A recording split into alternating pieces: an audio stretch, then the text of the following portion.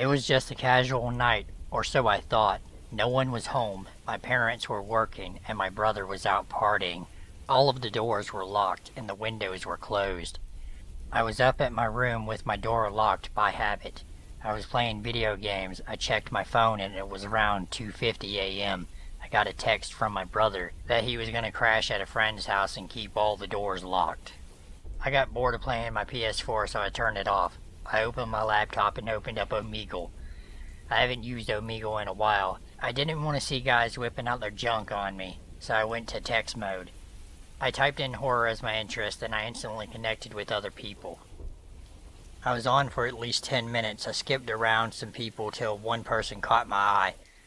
They copy and pasted a link. It said, if you want to have a realistic horror experience that will petrify you for nights, click here. I clicked, smirking. I dropped that smirk immediately when I saw disturbing images, stuff that you would imagine being on the deep web. Hundreds of images of people being tortured and killed, even kids too. I gagged at one picture in particular, the amount of blood and the deep wounds. It then cut off to what seemed like a live stream.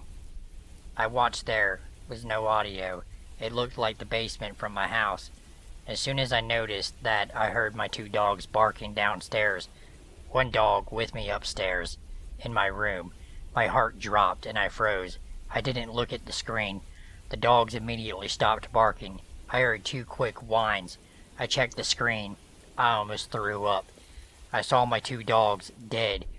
One with his neck split open and the other with its stomach cut open, with intestines coming out.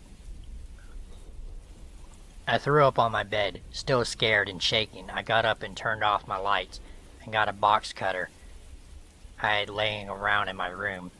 I checked the screen and he was coming upstairs. He was a floor below me. I put my shoes on as fast as I could, and a sweater. To buy time, I loudly pushed my bed towards the door. My dog was with me. I didn't want him to die too. Checking the live stream, the guy was going up the steps to the floor I was on. He was carrying a long, 6-inch sharp knife. I opened my window as fast and quickly as I could. There was still the screen that I had to cut. I checked the live stream and he was right outside my door. I ripped that screen as fast as I could. I grabbed my door and jumped 3 stories down. I fell on my knees. I was okay, and my dog was too. I started running across the street, carrying my dog. I screamed for help, but no one came to help. I ran for a couple of blocks without stopping and knocked on doors frantically around 3 a.m. No one opened. I hear the crunching of leaves. I look behind me and there is a guy with a mask and the same 6-inch blade. I froze. He was recording with a GoPro that was strapped to his head. He charged towards me. I dropped my dog and I tried to block my face with my arm. He sliced right through my skin and flesh. It was a good 1-inch deep wound. I screamed in pain and started screaming for help, for someone to call 911. I dropped down. That was it for me. He was going to kill me. He walked towards me slowly. I backed up and cried for him to not kill me. He laughed a little. I remembered that my box cutter was in my pocket. I kicked him as hard as I could in the groin, pulled out my box cutter, and tried to shank him. He grabbed the blade with his fist and cut his own hand, trying to take it away from me. I tried punching him in the face. Nothing worked. He started choking me against the wall of a house. I tried poking his eyes with my fingers. It felt like I squished a couple of Orbeez. I popped his left eye. It started bleeding. He screamed out, "You little bitch," and dropped my box cutter. I grabbed it and ran with my dog by my side. I was bleeding out. I was a good couple of blocks away. I screamed out, "Help," one last time. No one came. I started slowly feeling tired. When a van pulled up with the guy hopping out with a couple of other guys, I passed out. When I woke up, I was at a hospital. I was confused. I thought I was dead for sure. I asked the doctor how long I was out. He said for 2 days. I came in the first day, and I was put in a medical-induced coma due to some unknown reason that I never really figured out, and woke around the middle of the second day. I checked my arm and there wasn't any cut there. I asked him what happened to the cut that was on my arm. He said I never came in with one. I asked if he knew what happened to me. He said I was found by my brother in my room, having a seizure. He said that a tab on my computer had bright flashing colors. Doctor then left having to do his work. I was confused. It all felt so real. I checked my phone and I got a text from an unknown number saying, "How is that for a realistic horror experience?" I froze.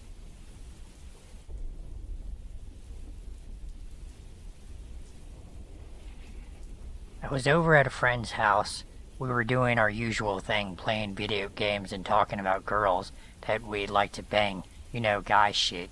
Anyway, we were playing the GameCube, and my friend gets bored and decides to get on the internet. I happen to look over and he is watching a video of someone getting hacked to pieces. "What movie is that?" I naively asked. "It's not a movie," he answered. I take a closer look and the video is the shittiest quality I have ever seen. It was like 144p but stretched beyond belief. The website's background is just a black background. No text, ads, or anything. "Dude, what the hell is this?" I asked beneath my breath. "Some video I found online," my friend replies. I later asked him how he got access to that video. He told me to download Tor. Then he gave me the link to several websites. First it was just animal cruelty videos that made me cringe, since I'm an animal lover. Then the videos began getting worse. He sent this video with the guys beating the holy hell out of some homeless people. I immediately threw up. I asked my friend why he was watching that sick shit, and he said he wasn't sure. As the weeks went on, he had sent me all kinds of links to videos, everything from animal cruelties to murder to torture, black market links, where I could download, literally buy anything, ranging from guns and drugs to illegal porn. That was basically the last straw for me. I reported my friend to the authorities, and when he was arrested, they found hundreds of videos on his hard drive, mostly CP-related stuff, and they even found videos of him and his little cousin in a locked RAR folder. It's safe to say, I never talked to him ever again.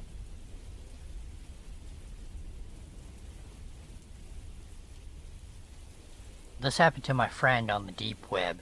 I had a pretty scary experience too, but mine was a few years ago. This story happened to my friend just a week ago. For those who don't know, the deep web is pretty much the internet that isn't indexed by search engines like Yahoo, Google, Bing, etc. It can only be accessed by special software such as Tor. To give you some context, this is the friend that showed me how to get on the deep web. He has always been really fascinated with it, but after my horror story experience with deep web hackers, he pretty much took a long break. He didn't resume using the deep web until about a year after my story, but he didn't tell anyone. He would buy stolen Apple products, drugs, etc. About a week or two ago, he was buying some nose candy. It wasn't from the seller he normally buys from though, but it was really cheap. So he gave the seller his address and a fake email he used so that they could stay in contact until the deal was done. He wasn't too worried. This guy seemed professional. And it was the same procedure for most of his purchases. My friend told him to ship it in a movie case or something that his mom wouldn't expect to have drugs in. This was probably the biggest mistake. He let the man know he was just a teenager, but my friend isn't the most careful of people. A few days later, his mom walks in the house and hands my friend a movie that he had ordered online. He took it and opened it up. But inside there wasn't any nose candy, just a piece of folded up paper. He opened it up and read, "There has been a problem, email me for details." At the bottom the man had left a new email for my friend to contact. My friend got his email and asked the guy what the problem was. He responded, "Something has happened. If I were to send it to you, it could have been traced back to me, and we would both be caught. Meet me at the elementary school at 7. We will just have to do it in person." The school wasn't too far away, so my friend told my mom he wasn't staying the night at my house, and he headed off to meet the man. He called me and asked if I could be there with him, but I was really busy with my schoolwork, so I said I could not. I did tell him to take a knife or something, though, just in case things went wrong. When he got to the parking lot outside of the school, he heard a car honking its horn. He saw it was a Jeep, but the plate had been covered up by duct tape, and the windows were tinted very dark. The man got out of his car and gave my friend the drugs, and my friend paid him. It seemed like everything went fine. My friend got in his car and sat there a bit in order to call and tell me everything went fine. He noticed when he had hung up, the man was still there, though. Why was he waiting? He didn't think too much of it and drove off. When he got to the first red light, he noticed that the man's car was right behind him. He was starting to get a little nervous, but kept driving. When he reached his neighborhood, the man was still following him, so he decided it would be a bad idea to lead him to his house. He instead turned into the next neighborhood and took a whole bunch of random turns, hoping to lose the man. Eventually, he no longer saw the car, so he pulled the car into his garage and called it a day. That night, he noticed the sound of a car engine. He looked out his window and saw the man's car parked in his driveway. He got wide-eyed and snuck downstairs and peered through the window. Inside the car, the man was smoking a cigarette and talking on the phone. But in the passenger seat, he also saw a second man. The second one was a lot more suspicious looking, even more so than the shady drug dealer man.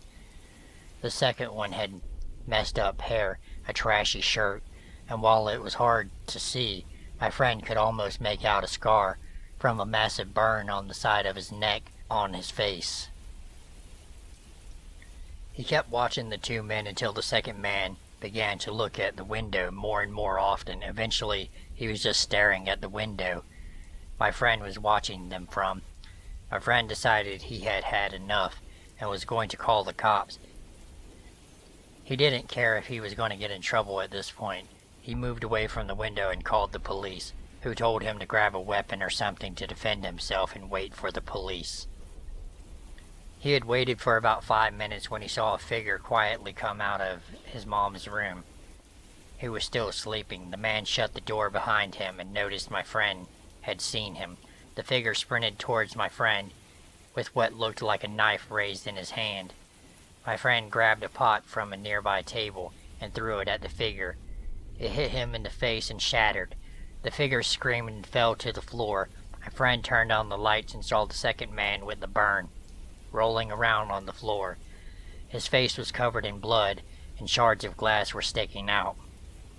His right eye had tons of blood pouring out. He must have been hit pretty hard. As the man began to slowly get up, my friend grabbed a kitchen knife and drove it into the man's shoulder. Another scream could be heard by the man. The man began to stumble over the front door. When police sirens could be heard, both men were caught on sight. But my friend's mom had been killed. Her throat had been slit, and she had 23 stab wounds and duct tape covering her mouth. My friend was arrested, too, for drug possession, and his trial was coming up. But he lost his mom because of it, so I don't think he will be buying drugs from the deep web ever again.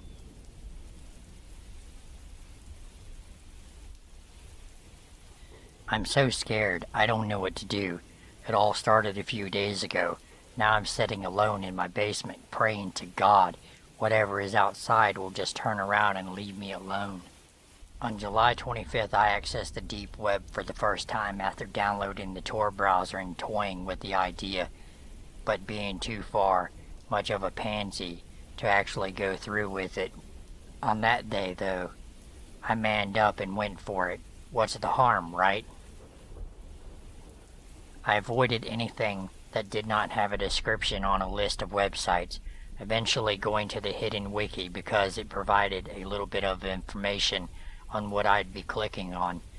I only read, never clicking on anything out of fear of what would happen. That is, of course, until I came across a website advertising hitman services. I would never ever hire a hitman for any reason, but I thought to myself that there was no way that this was a real thing. I went ahead and clicked on the link and read through the website, reading the prices for different services, beatings, killings made to look like suicide, murder, an accident, maiming, so many options for so many different types of people. I got a little freaked out and minimized the browser, closing my laptop and moving on with my day. When I got home later that evening, I powered up my laptop and did the typical teenager things, music downloading, Reddit, Facebook, Eventually passed out and didn't hear my laptop hit the carpet or anything. The next day I went about my regular schedule, never even looking at my laptop until the 28th, so yesterday I opened Tor again in the afternoon and let my curiosity get the best of me. I opened it to full screen, which earned me a warning about how it could make tracking me down easier, but I shrugged it off and kept scrolling through the wiki. I got curious again and went back to the Hitman site, but it was gone. I've checked the listings and everything. The website is completely gone. A little freaked out, but not really worried. I moved on and back to the regular internet. This brings us to now. I was about to settle down and go to bed when I heard something very unnerving. The crickets and frogs were almost completely silent. I live in the country and the crickets and frogs around my house are wicked loud at night, but there were very few sounds coming in through the windows. I sat still and listened for about an hour, and they slowly began to get louder and louder, so I assumed that the danger was gone. Now fully awake, I pulled out my laptop, feeling a little anxious because of the warning I got while browsing the deep web yesterday.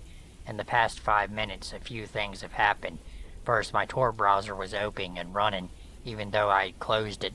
Second, my webcam was on. Third, the crickets and frogs are still going. And there's someone gently on my bedroom door, my basement bedroom door.